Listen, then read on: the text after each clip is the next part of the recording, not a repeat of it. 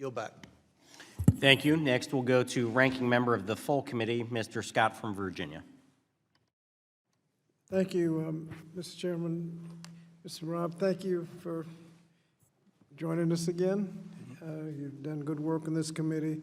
You've heard about the heat standard. What's wrong with letting the states decide what the heat standards would be? Well, I mean, nothing's wrong with that. The problem, I mean, in some states, you know, there are about half a dozen states now that have very good heat standards that actually protect workers, but that still leaves, you know, the rest of the states that don't. So ideally, you know, what you want is a strong national standard. And if states want to have stronger standards than that, then that's fine, and that's worked out very well over the last 50 years. But you really need a strong standard. In the meantime, the states are doing what they can to fill in the gaps left. Thank you. There's a walk-around rule which has people joining the walk-around. You mentioned that inspections can happen once every 185 years, so I suspect if an inspection is going on, there's some concern that's been raised. What harm or what good is there for the employees to be able to select a person to join in the inspection? Yeah, the OSHA inspector, when the OSHA inspector goes to a workplace, there's only so much the OSHA inspector can figure out, you know, by him or herself. Workers provide an enormous resource to inspectors, informing them about what's going on in the workplace, things they may not see, what kind of processes may be running or may not be running that day. Unfortunately, what the law says essentially is that only workers in unions can have walk-around representatives. Otherwise, OSHA has to just kind of randomly talk to other workers.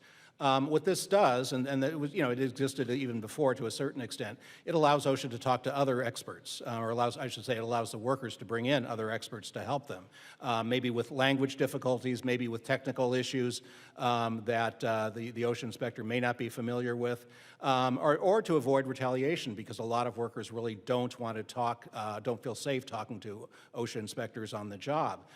We know this is not problematic because it's been done before. The Mine Safety and Health Act, for example, allows you know, third-party worker representatives to walk around with MSHA inspectors. There's never been a problem with that. There's never been disruption in the workplace. There's never been undercover organizing you know, activities. This whole opposition to the walk-around standard is really kind of a red herring. Thank you. Have you noticed any rational basis on who was being fired at NIOSH? No, they fired the entire agency.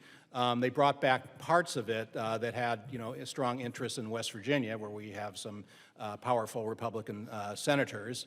And there was a lot of news, a lot of media about some of the coal-related stuff, and those are the things they happened to bring back. But unfortunately, NIOSH doesn't. Well, what's wrong with letting politics decide who gets called back? Well, yeah. A news article this morning has the Republican legislator bragging about the fact that he got NIOSH programs back in his district.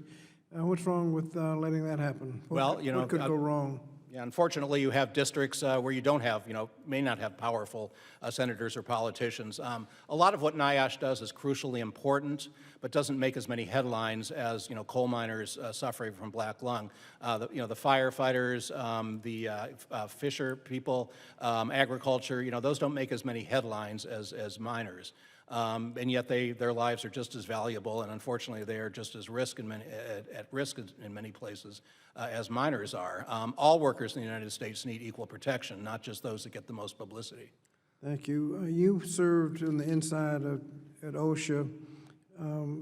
We have asked what access DOGE has at the Department of Labor. We haven't gotten an answer. What do you think DOGE has access to, and why should we be concerned?